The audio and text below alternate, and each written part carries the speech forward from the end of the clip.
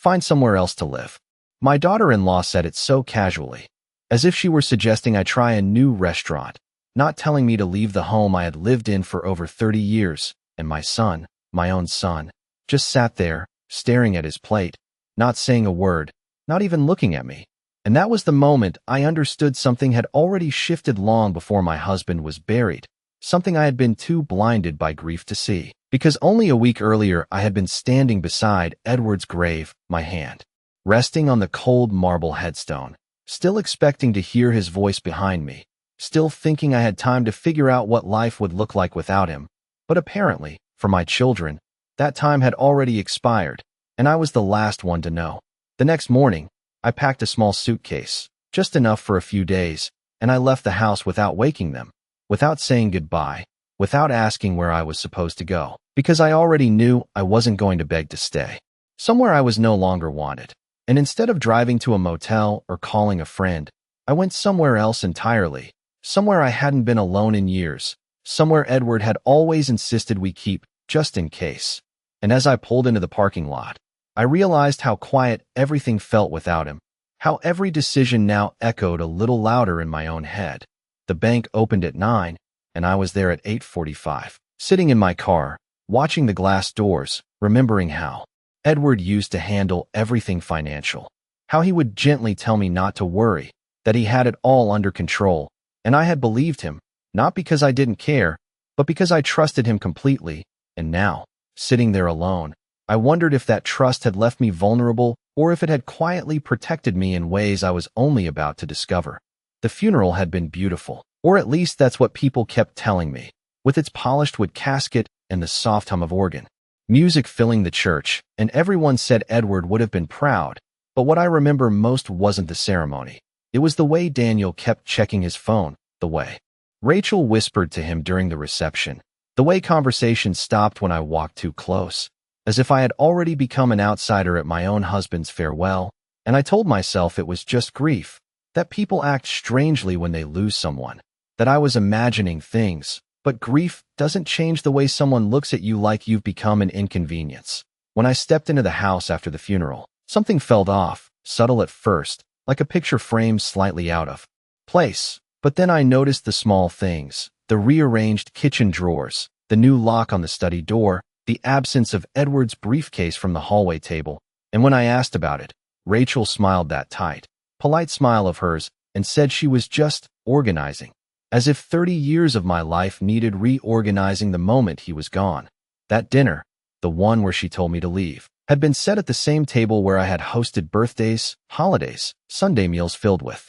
laughter. And yet that night it felt colder, the air heavier, like the room itself was holding its breath. And I remember reaching for my glass of water just to give my hands something to do, to keep them from trembling. And I kept waiting for Daniel to say something, anything, to interrupt her, to remind her that I was his mother, that this was my home too. But he didn't. He just nodded slightly, as if this had already been discussed, decided, finalized without me. I didn't argue. I didn't raise my voice, because somewhere deep down, beneath the shock and the sting of those words, there was a quiet realization settling in, something colder than anger, something clearer than grief, and it told me that whatever was happening here had been planned, that I hadn't just been asked to leave, I had been prepared to be replaced. And as I sat in that bank parking lot, watching the doors finally unlock, I took a slow breath and stepped out of the car, because if they thought I was walking away with nothing, if they believed I had no place left in the life I had helped build,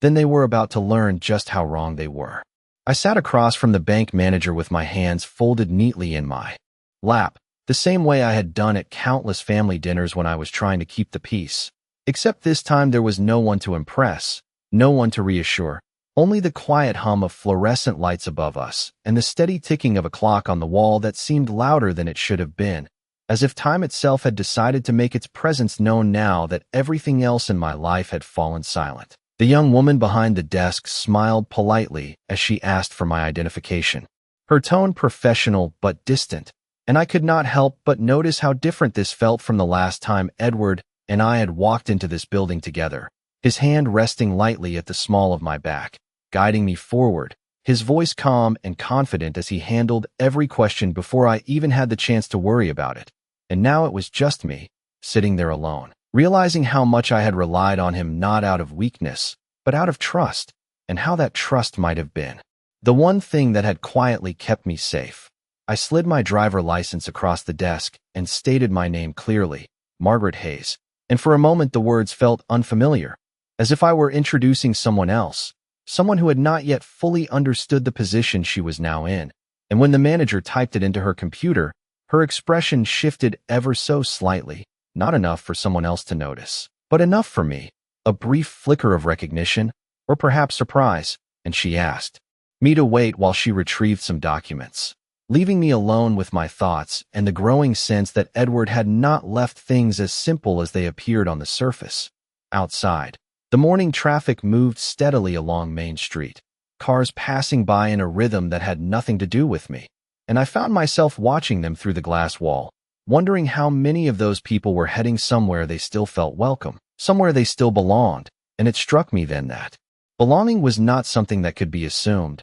not even after decades of building a life in one place, not even after raising a child within those walls, because all it took was one quiet agreement at a dinner table to erase your place entirely. When the manager returned, she carried a folder thicker than I expected, placing it carefully in front of me as if it held something delicate, and in a way, it did, not just numbers or signatures, but decisions that had been made long before this morning. Decisions Edward had chosen not to discuss with me in detail, and I felt a strange mixture of gratitude and unease, because whatever he had done it knowing something I did not, anticipating something I had refused to see. She began to explain the accounts, the structure, the arrangements that had been put in place, and I listened quietly, nodding when appropriate, asking only the questions that mattered, the kind of questions Edward would have asked, not emotional ones, but precise ones, the kind that revealed control rather than confusion,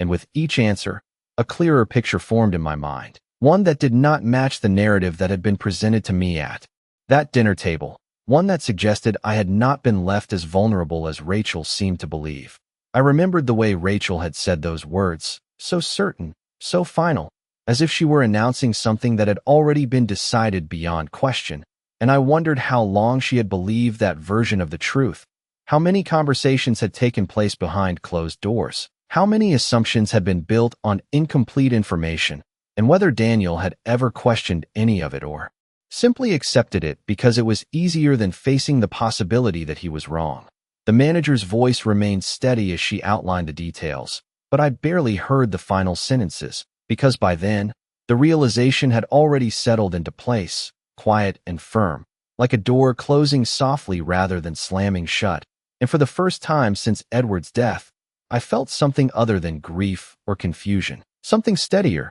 something that did not need to be expressed out loud to be understood. I signed the necessary forms with a hand that did not tremble, and when I stood to leave, the manager offered her condolences in a tone that sounded more genuine than anything I had heard in the past week, and I thanked her with a small nod, stepping back out into the sunlight where the day had fully begun. And as I walked toward my car, I realized that the house I had left behind that morning was no longer the center of my life, not because I had been forced out, but because I had finally seen it clearly for what it had become, a place filled with memories that no longer protected me, a place where I had been expected to disappear quietly. And I knew then that whatever came next would not be shaped by their expectations, but by the choices I was about to make, choices that would not require permission from anyone who had already decided I no longer belonged. Instead of driving away from the bank, I sat in my car for a long moment with my hands resting on the steering wheel,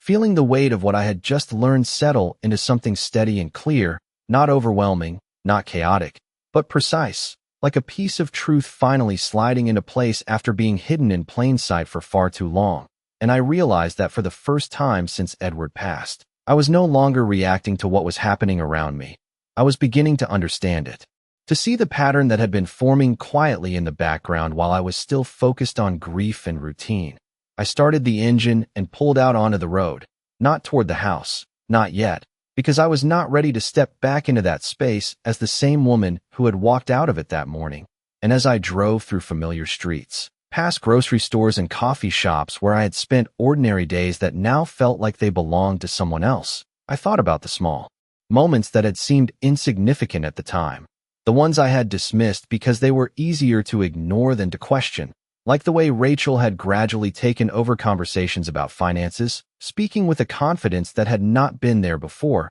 or the way Daniel had begun to defer to her on decisions that used to involve me, not in a dramatic or obvious way, but in subtle shifts that only made sense now when viewed together. I remembered the afternoon a few months ago when I had asked about the property tax bill, and Rachel had answered before Daniel even had a chance, her tone light but dismissive, telling me not to worry about it, that everything was being handled, and I had accepted that answer because it sounded reasonable, because I trusted that my son would not allow anything to happen without considering me. And yet now, looking back, I could see how neatly I had been moved out of the center of those conversations, how each small exclusion had built towards something much larger. I turned into a quiet parking lot near a small park, one Edward and I used to visit on Sunday afternoons, and I parked beneath a large oak tree, the branches stretching wide overhead as if offering a kind of shelter that the house no longer could, and I sat there in the silence, listening to the distant sound of children playing, the steady rhythm of life continuing without interruption, and I allowed myself to think clearly, without rushing, without letting emotion cloud what needed to be done. Rachel had spoken with certainty because she believed she understood the situation completely, because she believed that whatever arrangements had been made would favor her and Daniel, and perhaps she had even convinced him of the same, that everything would naturally pass into their hands, that my role was temporary, something that would fade quietly once Edward was gone, and Daniel, whether out of trust in his wife or discomfort with confrontation, had chosen not to question that narrative, had chosen the easier path of agreement rather than the harder one of clarity. I did not feel anger as strongly as I might have expected, not in the way people often describe it, sharp and immediate, but rather as a slow, steady awareness that something important had been taken for granted, not by strangers, but by the very people I had raised and welcomed into my life. And that awareness did not push me toward confrontation, it guided me toward something else entirely, something quieter and far more effective. I reached into my purse and took out the folder the bank manager had given me, running my fingers lightly over its edge without opening it again, because I did not need to reread the details to understand what they meant. I had already seen enough to know that the assumptions made at that dinner table were not aligned with reality, and that difference, that gap between what they believed and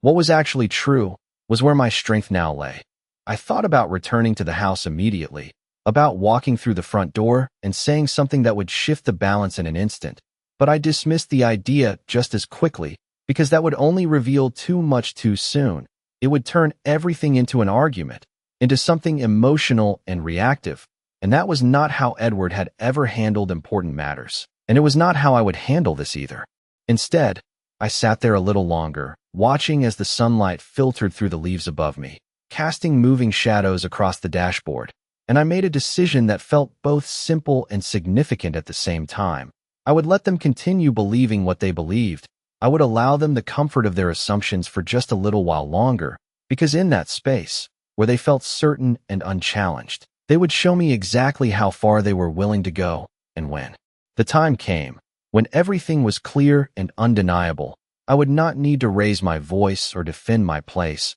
I would simply present the truth and let it speak for itself, just as Edward always had, calm, precise, and impossible to ignore. I did not go back to the house that afternoon, not because I was afraid of what I might find, but because I already knew what I would see: the same walls, the same furniture, the same carefully arranged spaces that had once held meaning and warmth, now occupied by people who no longer saw me as part of that picture, and there was nothing to be gained from stepping into that version of the truth too soon. So instead I checked into a small hotel just off the highway, the kind Edward and I used to pass on road trips without ever considering, with its faded sign and quiet lobby that smelled faintly of coffee and old carpet, and I requested a room for a few nights, nothing permanent, just enough time to think clearly without interruption. The room was simple: a bed, a chair, a small desk by the window, and as I set my suitcase down on the luggage rack, I felt an unfamiliar stillness settle around me. Not the heavy silence of loss, but a cleaner kind of quiet, one that allowed me to hear my own thoughts without them being shaped by anyone else's expectations. And for the first time in days, I sat down without feeling watched, without sensing that every movement or question might be interpreted as inconvenient. I placed the folder from the bank on the desk, but did not open it. Not yet, because I had already understood enough to know that what mattered now was not just what had been arranged, but how I would choose to move forward with that knowledge, and that required patience more than anything else. I turned on the small lamp beside the bed and let the soft light fill the room, and in that quiet space, memories of Edward came back not as sharp reminders of what I had lost, but as steady reflections of who he had been, a man who rarely spoke in absolutes, who believed that timing mattered just as much as truth. And I could almost hear his voice reminding me that reacting too quickly often gave away more than it gained. I thought about Daniel, about the boy he used to be, the way he would run into the house after school and call out for me before even taking off his shoes. And I tried to trace the line from that child to the man who had sat silently at the dinner table, allowing someone else to tell his mother to leave. And I realized that the change had not happened all at once. It had been gradual, shaped by choices, by influences, by the ease of letting someone else take control of decisions that felt complicated or uncomfortable. And perhaps he had convinced himself that this was simply how things were supposed to be, that this transition was natural, that I would understand without needing it to be explained. Rachel, on the other hand, had never been uncertain, not in the way she carried herself, not in the way she spoke about plans and arrangements as if they were already agreed upon. And I could see now that her confidence had not come from malice alone, but from a belief that she had already secured what she wanted, that the outcome was guaranteed, and that belief had allowed her to speak without hesitation, to draw lines without considering whether they were truly hers to draw.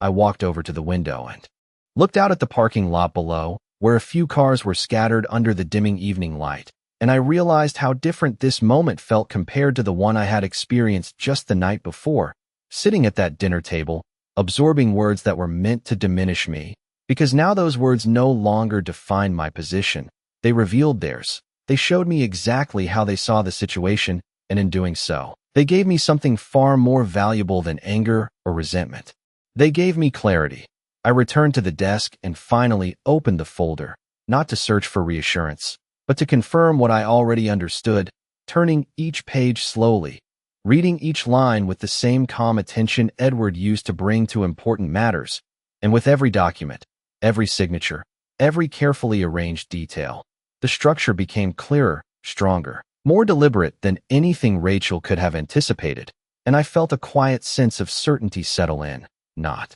triumph, not satisfaction, but something steadier, something that did not need to be expressed to be real. I closed the folder and placed it back on the desk, then sat down in the chair by the window, letting the darkness outside deepen as the lights in the parking lot flickered on one by one, and I allowed myself to consider what would come next, not as a reaction to what had been done to me, but as a series of choices that would reflect who I had always been, measured, deliberate, unwilling to be rushed into decisions that would only serve someone else's expectations. And I knew then that when I returned to that house, it would not be as someone asking for permission to stay. It would be as someone who had already decided exactly where she stood and exactly how this story would unfold from here. The next morning arrived without urgency, without the weight that had pressed down on me in the days before, and I woke up before the alarm with a clarity that felt unfamiliar but welcome, as if something inside me had quietly reset overnight.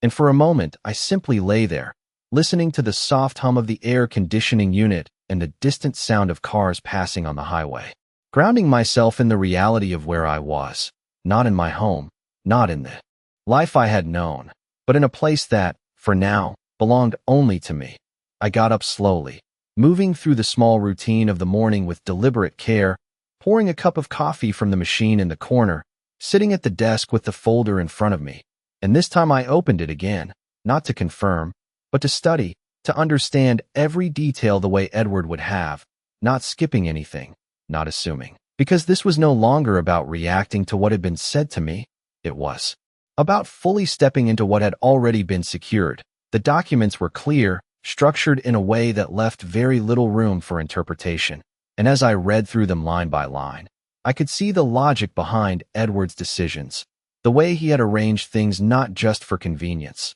but for protection, for stability, and perhaps even for moments exactly like this one, where assumptions would be made by others who had not been part of those decisions. I noticed how certain assets were placed under specific conditions, how access required verification that could not be bypassed with simple authority or proximity, and how the house itself, the very place I had been told to leave, was not as easily transferred or controlled as Rachel seemed to believe, and I allowed myself a small pause, not to celebrate, but to absorb the significance of that fact, because it meant that everything I had heard at that dinner table had been built on a foundation that did not actually exist. I thought about calling Daniel, about asking him directly what he believed was happening, but I dismissed the idea just as quickly as it came, because a conversation at this point would only lead to defensiveness, to explanations shaped by incomplete understanding, and that was not what I needed. What I needed was for actions to reveal themselves fully, without interference, without correction, because only then would the truth stand on its own without being diluted by emotion. Instead, I made a different decision, one that felt more aligned with the quiet approach I had chosen. I would return to the house, but not immediately, not in a way that signaled confrontation. I would give them just enough time to continue as they had planned, to move forward under the assumption that I had accepted my place, that I had stepped aside without resistance, because in that space of false certainty, they would expose more than they realized. I gathered my things carefully, placing the folder back into my bag, making sure everything was exactly where it needed to be, and before leaving the room, I took one last look around, not with attachment, but with acknowledgement, because this small, temporary space had given me something the house no longer could, the distance to see clearly, to think without influence, and that clarity was something I intended to carry with me. As I stepped outside, the morning air felt crisp and steady, and I walked to my car with a sense of purpose that had been absent just days before, not rushed, not driven by anger, but guided by something quieter and far more controlled. And as I pulled out onto the road, heading back toward the neighborhood I had called home for so many years, I did not feel like someone returning to reclaim something that had been taken. I felt like someone arriving to reveal something that had been misunderstood. The streets became more familiar with each turn, the houses lining up in the same orderly pattern, the same sidewalks where I had once walked with Daniel when he was young. And as I turned onto my own street, I slowed slightly, taking in the sight of the house from a distance, its windows reflecting the morning light in a way that made it look unchanged, untouched by everything that had shifted inside it. And I parked a few houses down, not out of hesitation, but out of intention, because I wanted to observe before stepping in, to see how things had already begun to move in my absence.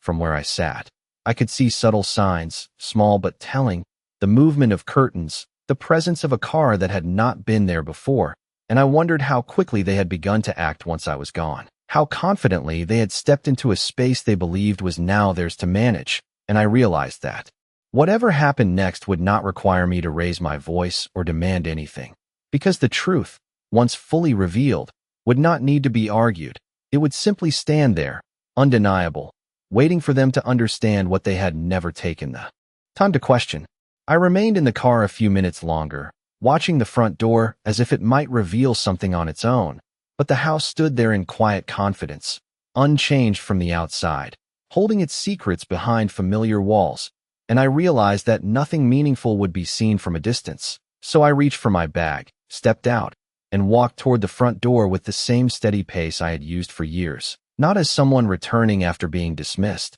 but as someone who had never truly left. The key still fit the lock without resistance, a small but telling detail, and when I turned it and stepped inside, the air felt different, not in a dramatic way, but in the subtle absence of something that used to be there, a warmth that had been replaced by something more calculated, more arranged, and I closed the door quietly behind me, taking in the space without announcing my presence. The living room looked almost the same at first glance, but as I moved further in, the changes became clearer, a different arrangement of the furniture, new decorative pieces that had not been there before, and the absence of certain items that had once held meaning. And it struck me how quickly a place could be reshaped when the intention behind it changed. I heard voices from the kitchen, low and conversational, and I paused just out of sight, not to eavesdrop in the usual sense, but to observe without altering what would naturally unfold, and Rachel's voice carried a tone of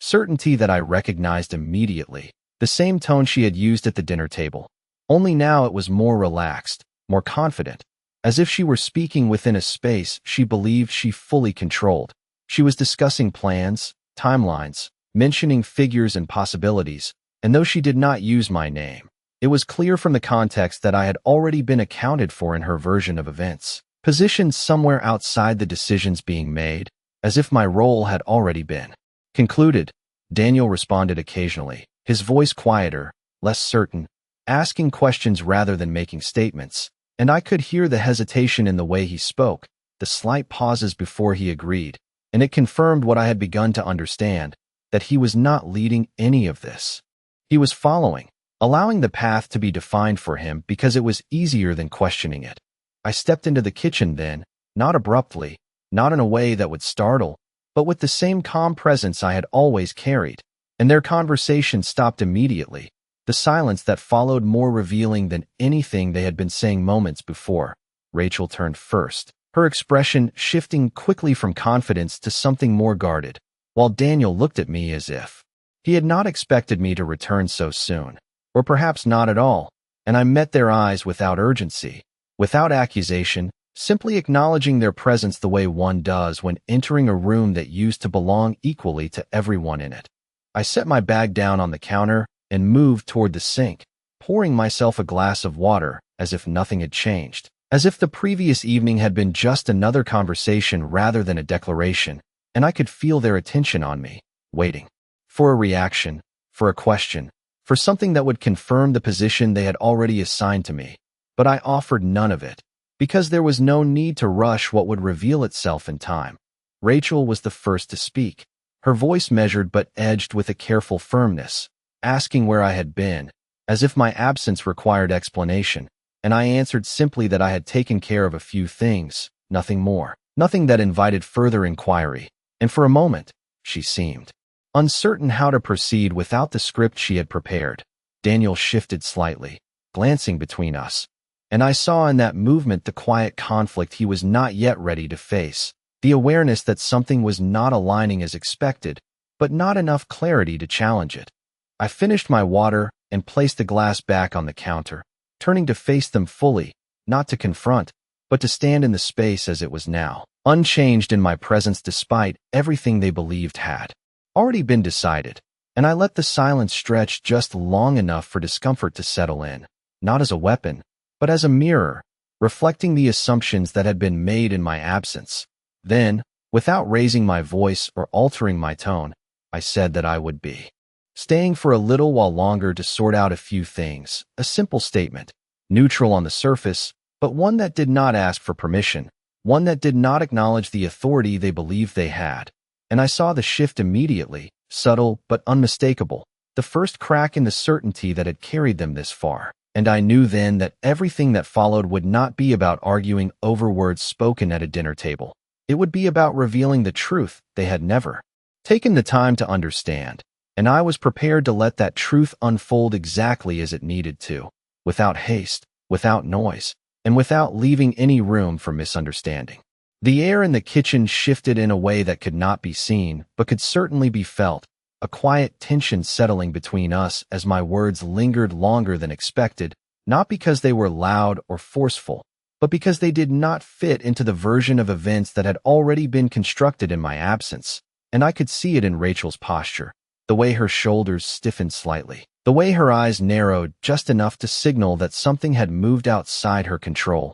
Daniel, on the other hand, avoided my gaze entirely, his attention drifting toward the counter, toward anything that did not require him to respond directly, and I recognized that instinct immediately. It was the same one he had as a boy when he knew something was wrong, but hoped it would resolve itself without his involvement. Only now the consequences were no longer small, no longer something that could be overlooked or forgotten by the next morning. I moved through the kitchen slowly, deliberately, opening a cabinet, taking out a cup, placing it back exactly where it belonged, small actions that re-established a rhythm that had existed long before either of them decided to rearrange it.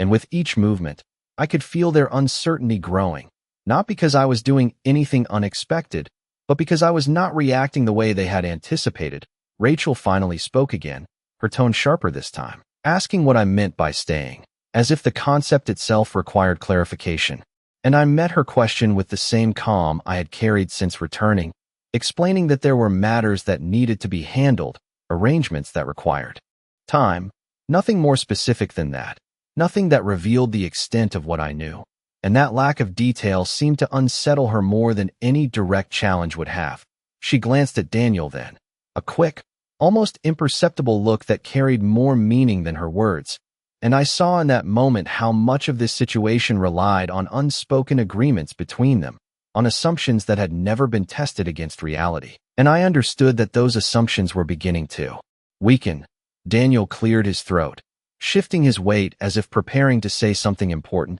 but what came out was hesitant, incomplete, a question about how long I planned to stay, phrased in a way that suggested he was not entirely certain he had the right to ask it. And I answered simply that I would leave when everything was in order, a statement that offered no timeline, no reassurance, only a quiet assertion that the decision was mine to make. The silence that followed was heavier than before, filled with the unspoken realization that the situation was not unfolding according to plan, and I allowed that silence to remain, not as a tactic, but as a space where truth could begin to surface without being forced. I walked into the living room then, taking in the changes more fully, the new arrangement of furniture, the absence of certain items that had once defined the space, and I noted each detail without comment, committing them to memory, because they told a story of their own, one of confidence, of premature ownership, of decisions made without confirmation, and I understood that every one of those choices would matter when the time came to address what had been assumed.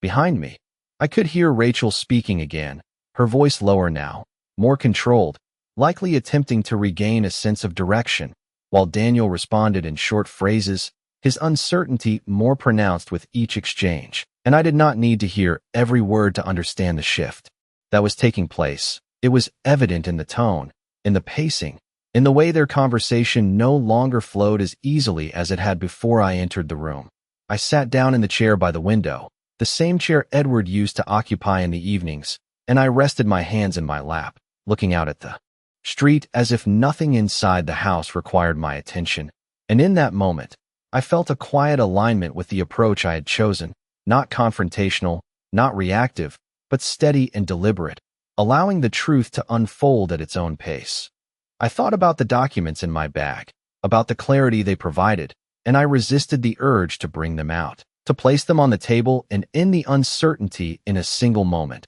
because that would have been too easy, too abrupt, and it would have denied them the opportunity to fully reveal the extent of their assumptions. And I wanted that clarity, not for the sake of proving them wrong, but for the sake of ensuring that when the truth was finally presented, it would not be dismissed or misunderstood. Time passed slowly in that quiet space, each minute stretching just enough to deepen the tension, and I remained exactly where I was, neither retreating nor advancing, simply present in a way that could no longer be ignored or dismissed. And I knew that this was only the beginning, that the real shift had not yet occurred, but that it was coming, steadily, inevitably, as the gap between what they believed and what was real continued to widen. And when that moment arrived, it would not require raised voices or dramatic gestures. It would only require the truth, stated clearly, leaving no room for anything else. By late afternoon, the house had grown quieter,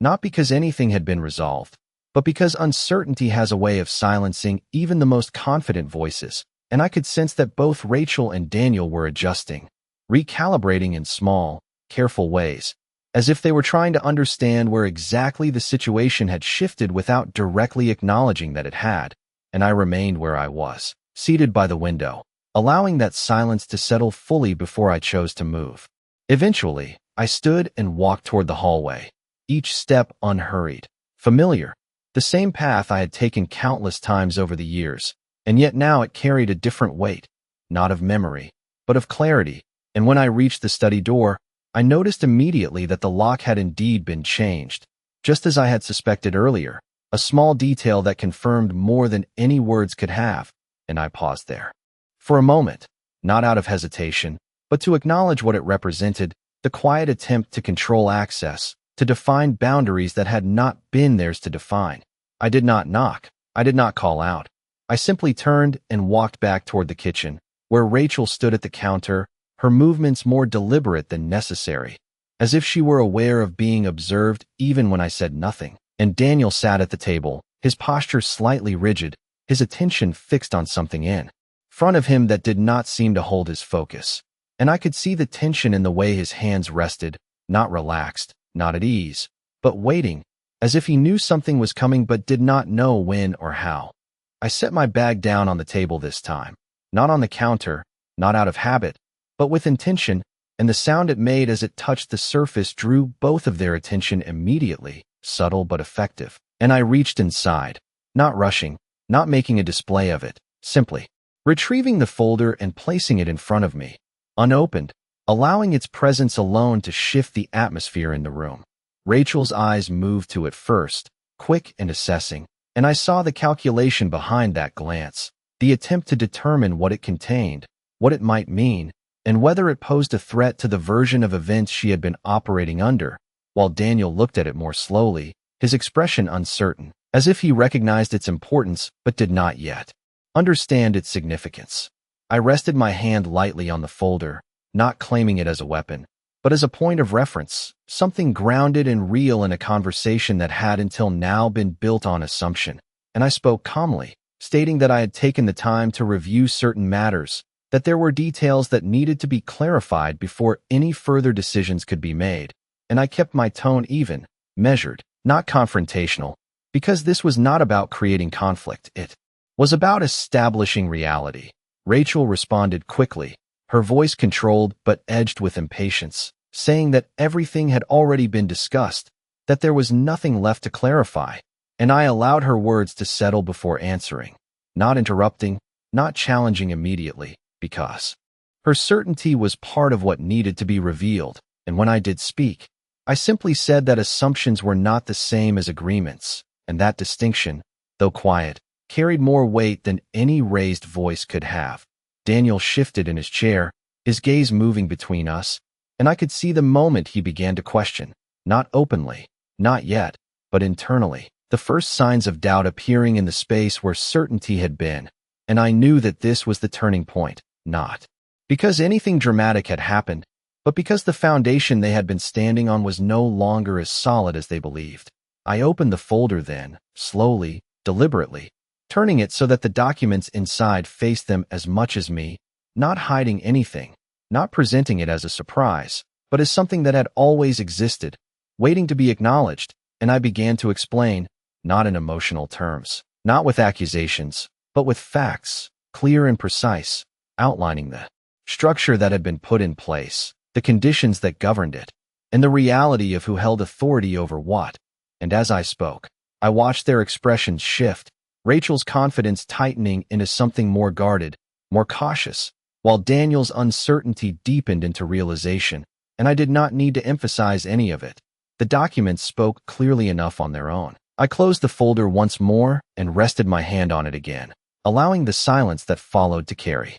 the weight of what had just been understood, and in that silence, there was no need for further explanation, no need for argument, because the truth had already done what it needed to do. It had reshaped the room, quietly but completely, and I remained exactly where I was, not claiming victory, not asserting dominance, simply present in the reality that had been there all along, waiting for them to see it. The silence that followed did not break immediately. It lingered in the space between us, heavier now, no longer built on assumptions, but on something far more difficult to ignore, and I could see it settling into Rachel's expression first. The way her composure held, but no longer carried the same certainty. The way her eyes moved across the documents as if searching for something that would restore the version of reality she had been relying on, while Daniel remained still, his gaze fixed on the table, not avoiding the truth, but absorbing it in a way that suggested he was only now beginning to understand the full weight of what had already been decided without him truly knowing.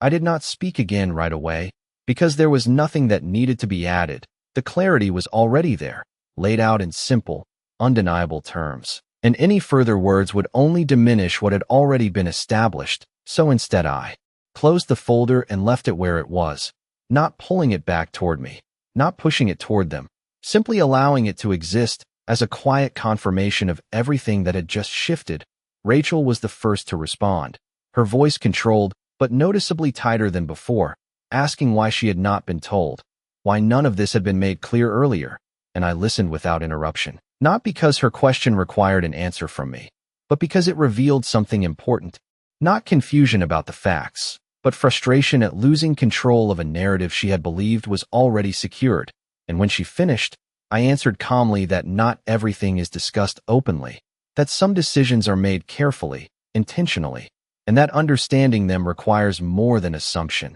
Daniel finally looked up then, his expression no longer uncertain but reflective, as if he were revisiting every moment leading up to this one, measuring it against what he now knew. And when he spoke, his voice carried a quiet weight, not defensive, not accusatory, but searching, asking why I had not said anything sooner, why I had allowed things to reach this point without correction. And I considered that question for a moment before answering, because the truth was not complicated, but it required a kind of honesty that is often overlooked. I told him that people reveal themselves most clearly when they believe no one is watching, that assumptions have a way of exposing intentions, and that I needed to understand not just what was being said, but what was being planned, what was being believed. And as I spoke, I saw the realization settle more deeply into his expression, not as guilt alone, but as awareness, the recognition that silence, when used with intention, can show more than confrontation ever could.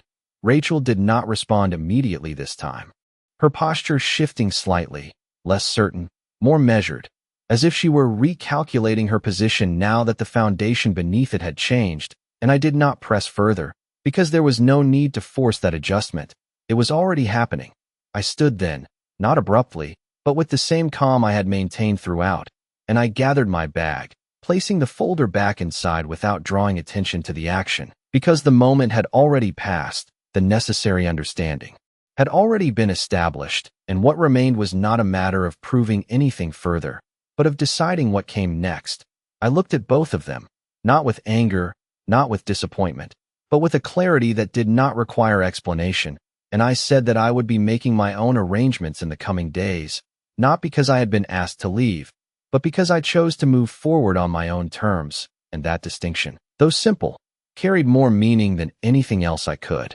have said. Daniel nodded slowly, as if accepting something he could no longer deny, while Rachel remained still, her expression unreadable but no longer assured. And I did not wait for further responses, because I was not seeking agreement or approval. I was simply stating what was already decided. I walked toward the door with a steady pace, the same way I had entered, not rushing, not hesitating, and when I stepped outside, the air felt different again, not lighter, not heavier, but clearer, as if something had been resolved not through conflict, but through understanding. And as I reached my car, I realized that the house behind me no longer held the same meaning it once did, not because it had been taken from me, but because I had seen it fully for what it had become, a place where assumptions had replaced truth, where roles had been reassigned without acknowledgement, and I understood then that leaving it was not a loss. It was a decision, one made with clarity, with intention, and without regret,